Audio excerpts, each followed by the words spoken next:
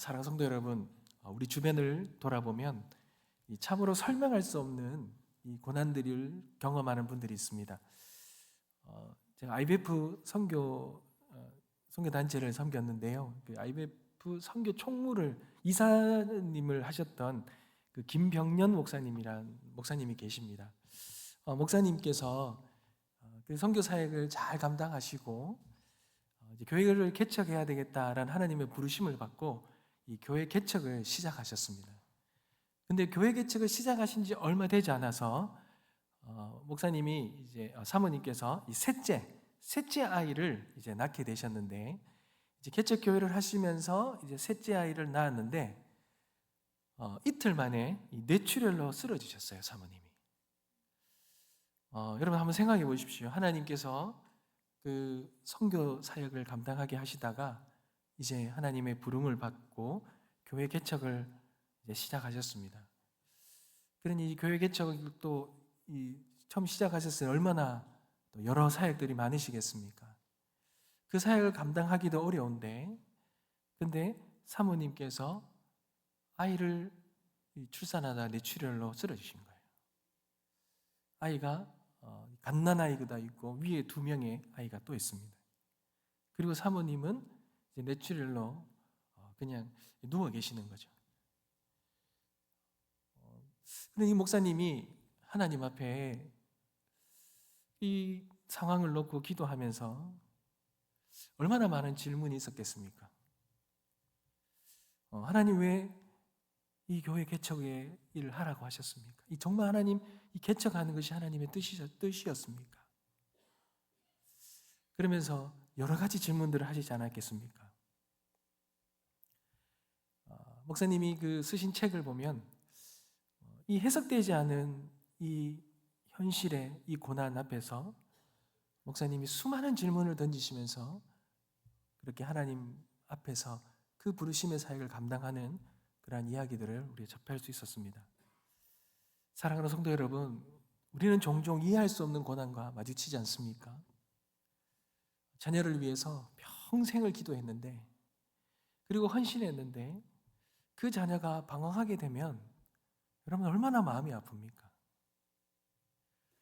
다니던 직장을 이제 그만두고 작은 가게를 이제 시작했던 어떤 성도님이 계시는데, 그 성도님이 어렵게 그렇게 가게를 시작하시고 예배를 드리시고 그렇게 어려운 가운데서도 믿음으로 시작하셨는데 경기가 안 좋아지는 거예요.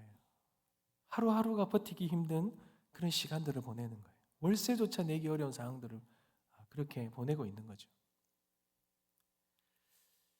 이제 좀 고생을 하고 삶이 조금 편안해질까 싶은데 갑작스럽게 찾아온 질병으로 어려움을 당할 때가 있다라는 겁니다. 하나님이 이 선교사로서의 이 부르심을 불렀는데, 불러서 그 선교지로 가서 그곳에서 사역을 감당하려고 했는데 이 남편 선교사님이 이 고산 지역, 네팔 고산 지역에서 사역을 하러 가시다가 실종이 되어버리죠. 아이는 갓난아이가 있는데 그 선교사님의 그 죽음 가운데서 이해할 수 없는 그런 우리들의 이 하나님 앞에 이해할 수 없는 그런 질문들이 있는 거죠. 여러분, 우리가 지난주에 주일에 살펴보았던 이 요셉의 삶을 보면 또 우리도 너무 잘 알죠. 요셉의 삶에도 얼마나 알 수 없는, 이해할 수 없는 그런 일들이 일어납니까? 이럴 때 사람들은 이런 질문을 하게 됩니다. 왜 나에게 이런 일이 일어났을까? 내가 뭘 그렇게 잘못했길래 하나님은 왜 이러실까? 하나님은 어디에 계실까? 우리는 이런 질문들을 마음속에 끌어안고 그렇게 살아가게 되지요. 여러분, 우리는 이렇게 삶에 찾아온 어떤 어려움이 있을 때에는 우리는 수많은 질문들을 던지면서 그렇게 이해할 수 없는 아픔을 해석하려고 합니다. 그런데 여러분, 이렇게 던지는 이 질문들의 특징이 무엇입니까? 우리가 이해할 수 없는 상황이 닥쳤을 때 우리가 던지는 이 질문의 특징이 뭐냐는 거죠. 이 고난의 원인이 누구에게 있냐라는 거예요. 이 고난이 어디서부터 왔느냐는 거죠. 때로는 사람 때문이고, 때로는 나의 실수 때문이고, 때로는 도무지 설명할 수도 없는 그런 이유들로 고통이 우리에게 찾아옵니다. 여러분, 이 고난과 이 고통 어디로부터 왔을까요? 뭐 때문에 이게 왔을까요? 여러분, 성경을 보면 오늘 우리가 읽었던 시편 60편의 말씀을 보면 이 다윗이 이 이해하기 어려운 우리의 삶의 이 고난이 어디서부터 왔는지 답을 주고 있습니다. 여러분, 이 고난 어디서 왔겠습니까? 여러분, 이 시편 60편은 패배의 노래입니다. 다윗 왕 시절에 이 북쪽의 아람 나하라임이라는 나라와 이 아람 소바라는 나라가 두 개 싸우고 있었어요. 근데 그 싸움을 벌이고 있었는데 그 사이에 남쪽에서 에돔이 이스라엘을 갑자기 침공합니다. 전혀 예상하지 못하고 준비하지 못했던 이 이스라엘이 크게 패배하는 사건이 일어나는데요. 이 60편은 이 에돔에게 패배한 직후에 다윗이 하나님께 드린 탄원의 기도입니다. 다윗이 갑작스럽게 침공한 에돔에 의해서 무참히 패배를 당한 후에 충격에 빠져서 고통스럽게 하나님 앞에 부르짖고 있는 거예요. 근데 이 다윗이 이 패배, 이 고난의 원인을 어디에서 찾고 있습니까? 다윗이 이렇게 고백하죠. 여러분 1절입니다. 하나님이여, 주께서 우리를 버려 흩으셨고 분노하셨사오나. 여러분, 그 고난과 패배가 어디서 왔다고요? 주로부터 왔다는 거예요. 이 적군인 에돔에서 찾지 않았습니다. 이 전쟁의 패배의 원인을 에돔이나 인간에게 찾지 않고 있습니다. 이 고난의 시작점을 어디서 찾습니까? 하나님으로부터 찾는 거예요. 하나님으로부터 왔다라는 거예요. 다윗은요, 그것을 분명히 말하고 있습니다. 이 전쟁의 패배, 이 전쟁의 패배의 이 패배라는 이 동사의 주어를요, 하나님으로 두고 있다는 거예요. 여러분, 2절을 한번 보십시오. 땅을 진동시키고 갈라지게 하시는데 그 틈을 땅을 흔드시는데 누가요? 주께서 하신다. 3절입니다. 주의 백성에게 어려움을 보이시고 비틀리게 하는 포도주를 우리에게 마시게 하시는데 누가요? 주께서 하셨다. 여러분, 이것이 얼마나 놀랍고 두려운 고백입니까? 하나님, 사랑의 하나님이 고난의 시작이라는 것. 우리에게 주는 이 비틀거림과 이 흔들림의 주어가 시작이 하나님이라. 하나님이 분노하셔서 흩으셨고, 하나님이 침묵하셨기에 그들이 넘어졌고, 하나님이 외면하셨고 그들을 도우시지 않으셨다. 아니, 더 적극적으로 하나님이 이스라엘을 그렇게 패배하게 만드셨다는 거예요. 여러분, 이 고백이 얼마나 두렵습니까? 그리고 하나님이 하셨다는 것이 얼마나 큰 낙심으로 다가오겠습니까? 그러나 다윗은 자신과 민족에게 찾아온 이 고난의 원인을 하나님께 있다라고 돌리고 있습니다. 사랑하는 성도 여러분, 우리에게도 찾아오는 고난이 있습니다. 아픔이 있습니다. 그럴 때 여러분, 그 고난과 아픔을 우리는 주로 어디에다가 원인을 찾습니까? 대부분은요, 나에게 찾지 않고 다른 외부에서 찾지요. 다른 사람에게서, 환경에서, 공동체에 그런 책임을 전가합니다. 이 나라에, 우리 사회에, 우리 가정에 이렇게 책임을 전가하지요. 그것 때문에 내가 아픔을 겪고, 내가 고통을 겪고, 내가 힘들게 겪고 있다, 이렇게 말합니다. 그런데 여러분, 다윗은 이 고난의 시작이 하나님으로부터 있다라고 이렇게 고백합니다. 그렇다면 여러분, 왜 이 고난의 시작을 하나님께로부터다 다윗은 이렇게 고백하고 있을까요?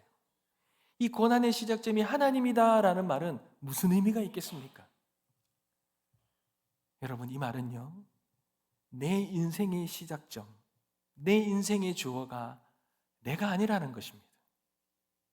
내 인생의 시작점 그리고 내 인생의 주어가 하나님이라는 사실을 인정하는 믿음의 고백인 것입니다. 그러니 다윗은 자신의 인생의 모든 이 절망의 삶을 주관하시는 주권자가, 이 삶을 이끌어 가시는 주어가 하나님이심을 고백하고 있는 거예요. 나의 실패도, 나의 손실도, 나의 고통도 모두가 다 하나님의 주권 안에서 일어난 일임을 믿음으로 고백하는 것입니다. 사랑하는 성도 여러분, 이것을 인정하는 것이 정말 중요합니다. 여러분, 왜 그렇겠습니까? 왜 이 고난의 주어가 하나님이심을 인정하는 것, 이것을 인정하는 것이 왜 중요하겠습니까? 여러분, 그 이유가 바로 1절과 동일하게 5절에 말하지요. 여러분, 1절 한번 보십시오. 하나님이여 주께서 우리를 버려 흩으셨고 분노하셨사오나. 이 고난의 주어가 하나님이신데 또한 지금은 우리를 회복시키소서. 이 말은 뭡니까? 회복의 주어도 회복시키시는 분도 하나님이시라는 뜻입니다. 여러분, 5절입니다. 우리 다 같이 한번 읽어보겠습니다. 시작. 주께서 사랑하시는 자를 건지시기 위하여 주의 오른손으로 구원하시고 응답하소서. 아멘. 사랑하는 성도 여러분, 다윗은 나의 이 고난의 시작이 주님이시고, 그렇다면 나의 회복의 주어도, 나의 회복의 시작도 하나님이심을 믿음으로 고백하고 있는 것입니다. 사랑하는 성도 여러분, 우리의 삶의 진짜 회복은요, 나의 실패도, 나의 손실도, 나의 고통도 모두 하나님의 주권 안에 있음을 믿음으로 인정할 때 회복을 누릴 수 있습니다. 그래야 이 회복도 그분의 손길 안에서 이루어짐을 믿을 수 있기 때문에 그래요. 사랑하는 성도 여러분, 하나님이 분노하셨다 그러죠. 1절에 보니 하나님이 분노하시고 하나님이 이스라엘을 벌어서 흩으셨다라고 말합니다. 여러분, 이 말은 다른 말로 말하면 하나님이 포기하셨다라는 말이 아니에요. 이 말은 반어적인 거죠. 너를 아직 포기하지 않았다라는 표현입니다. 여러분, 왜 그랬습니까? 우리의 삶에 일어나는 어떠한 것도요, 하나님과 분리될 수가 없는 거예요. 하나님과 연관되지 않은 삶이 없기 때문에 그래요. 하나님의 손길이 닿지 않는 일은 아무것도 없다라는 겁니다. 그러니 하나님의 진노의 손길이 에돔의 공격을 막았던 거예요. 하나님의 진노는 성경 속에 보면 전쟁이나 기근이나 전염병으로 나타나잖아요. 그러니 하나님의 진노와 하나님의 흩으심, 이 모든 것들도 하나님이 친히 하시는 주권적인 하나님의 행위입니다. 그런데 우리는 그러한 진노를 하나님이 하셨다, 하나님이 하신다라고 인정하기가 어려운 거예요. 왜요? 우리는 우리의 삶의 모든 것이 잘 풀릴 때는 모든 것이 하나님의 주권입니다, 하나님의 섭리입니다 이야기하고 믿음으로 고백합니다. 그러나 우리에게 어려움을 닥치면 하나님에 대해서 원망이 쉽지, 이 모든 것이 하나님이 주권이다라고 믿음으로 고백하기가 너무 어려운 거예요. 왜요? 하나님이 버리셨다라는 그런 버림받은 감정이 들기 때문에 그래요. 여러분, 앞서 김병년 목사님께서 갑작스럽게 찾아온 그 사모님 뇌출혈로 인하여 그 찾아오신 그 어려운 상황을 봤을 때, 여러분, 그 삶에서 이것이 하나님의 섭리고 하나님의 주권적인 행위다라고 고백하는 것이 얼마나 어렵겠습니까? 정말 하나님이 이렇게 하셨는가? 하나님이 버리신 건 아닌가? 하나님이 아니 내가 잘못 순종한 건 아닌가 이런 생각이 들지 않겠습니까? 그러니 쉬운 고백이 아니라는 거예요. 여러분 욥이 고난 당할 때 가장 힘들었던 게 뭡니까? 하나님이 나를 버리신 것 같은 그것 때문에 어려운 거잖아요. 여러분 주님도 십자가 길에서 가장 힘드셨던 게 고통스러웠던 게 뭡니까? 하나님 왜 나를 버리셨나이까? 이 고백이 가장 힘들었던 고백입니다. 그런데 여러분 주님의 그 버리심, 욥의 그 버림, 이 모든 것도 하나님의 섭리 가운데 있었던 것입니다. 사랑하는 성도 여러분, 주님의 그 버림받은 사건은 바로 십자가의 사건입니다.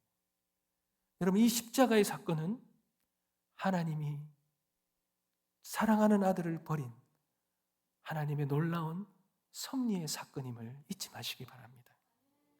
고통당하신 십자가를 지시고 버림받은 예수, 그 예수를 따르는 삶, 그 삶은 고통의 삶이고 우리도 그러한 길을 따라 걷는다면 하나님께서 우리에게 그 고통의 삶을 허락하시는 것이죠. 사랑하는 성도 여러분, 하나님은 우리를 사랑하십니다. 그리고 우리를 향한 놀라운 계획을 가지고 계십니다. 근데 그 계획 안에는 고통이 생략되어 있지 않습니다. 고통은 우리의 신앙의 삶에 아주 중요한 사건입니다. 신앙의 중심에 십자가 사건이 있듯이 우리의 삶의 아주 중심에는 고통과 고난이 있습니다. 그러니 그 고통은 하나님이 하시는 일입니다. 여러분 이럴 때 우리가 착각해서 하나님이 나를 버리신 것은 아닌가라고 착각해서 영적 침체에 빠져서는 안 돼요. 하나님의 신앙을 버려서는 안 됩니다. 그럴 때 우리는 반드시 잊지 말고 생각해야 합니다. 고통의 주어가 하나님이시라면 회복의 주어도 하나님이심을 잊지 마시기 바랍니다. 회복은 그분의 손길 안에서만 가능함을 믿어야 합니다. 사랑하는 성도 여러분, 유독 그리스도인들 중에는요, 이 버림받은 경험을 하는 경우가 참 많습니다. 성경을 한번 보십시오. 요셉도, 다윗도, 욥도, 바울도 모두가 한결같이 버림받은, 철저히 버림받은 비극적인 삶을 다 살았습니다. 예수님도 그런 버림받은 비극적인 삶을 살지 않습니까? 여러분 실제로 우리가 예수를 믿고 나면 우리에게 어쩌면 더 혹독한 시련이 우리의 삶에 있는 경우도 많아요. 그런데 여러분 특징이 뭡니까? 이런 많은 성경의 인물들이 특징이 뭡니까? 이들의 삶에는 버림받은 비극적인 삶이 있지만 그들의 삶이 비극으로 끝난 삶이 없다라는 거예요. 모두가 다 하나님의 회복의 은혜를 누렸다는 것입니다. 하나님 백성의 특징은 고난과 버림받음이 아니라 그 가운데서 회복의 은혜를 누렸다는 것입니다. 하나님은 사랑하는 자녀를 그냥 두시지 않습니다. 하나님 사랑하시기에 더 많이 간섭하십니다. 이스라엘 백성들이 하나님 자신의 백성이기 때문에 하나님이 얼마나 많이 간섭하십니까? 징계가 없으면 사생하라 그랬습니다.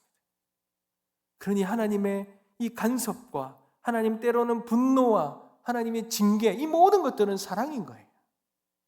그러니 버림받았다라는 감정은요, 다른 말로 말하면 사랑받은 사람만이 느낄 수 있는 감정 아닙니까?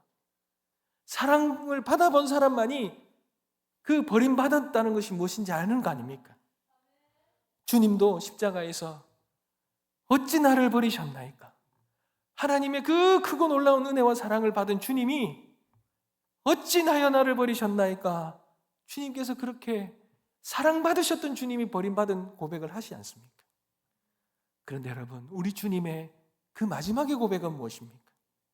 아버지여, 내 영혼을 아버지 손에 부탁하나이다. 우리를 회복시키려는 하나님의 그 놀라운 은혜와 그 섭리의 손길에 주님은 자신의 인생과 삶을, 영혼을 주님께 맡겨드리는 것이지요. 사랑하는 성도 여러분, 우리의 삶을, 우리의 모든 삶을 주님 손에 맡겨드려야 합니다. 그럴 때 하나님은 우리의 삶을 놀랍게 간섭하시고 하나님의 놀라운 섭리로 역사하실 것입니다. 물론 하나님의 간섭이 때로는 힘들고 피곤하게 느낄 수도 있어요.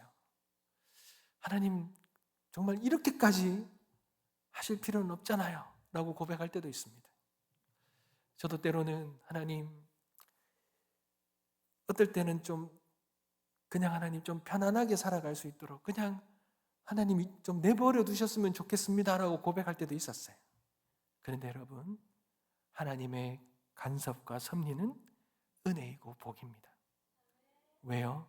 하나님이 포기하지 않으셨다는 증거이기 때문에 그래요.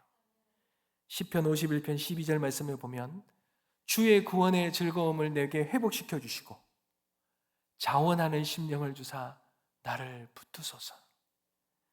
다윗은 죄로 인해서 깊은 침체 속에 빠져 있었습니다. 그때 주님께 부르짖잖아요. 주님, 회복을 주시옵소서. 다윗은 아는 거예요. 자신이 다시 설 수 있는 힘은 오직 하나님께만 있다는 거예요. 하나님 손에서 회복이 시작되는 걸 아는 거예요. 호세아 6장 1절에도 말하지요. 여호와께로 돌아가자. 여호와께서 우리를 찢으셨으나 도로 낫게 하실 것이요. 하나님이 찢으셨다면 하나님만이 고치실 수 있는 것입니다. 사랑하는 성도 여러분, 회복은 우리가 스스로 이루는 것이 아니에요. 그리고 회복은요, 우리가 세상적으로 그렇게 무언가 쉬고 안식한다고 그렇게 누린다고 우리가 회복이 일어나는 게 아닙니다. 여러분, 그리스도인들의 진정한 회복은 하나님 안에서 누려야 합니다. 하나님이 시작하시고 하나님이 완성시키시는 회복의 그 여정을 누려야 합니다. 여러분, 세상적으로 회복과 안식을 누리려면요, 위험해질 수 있는 거예요. 우리가 타락으로 빠질 수 있는 거예요. 쾌락으로 빠질 수 있는 거예요.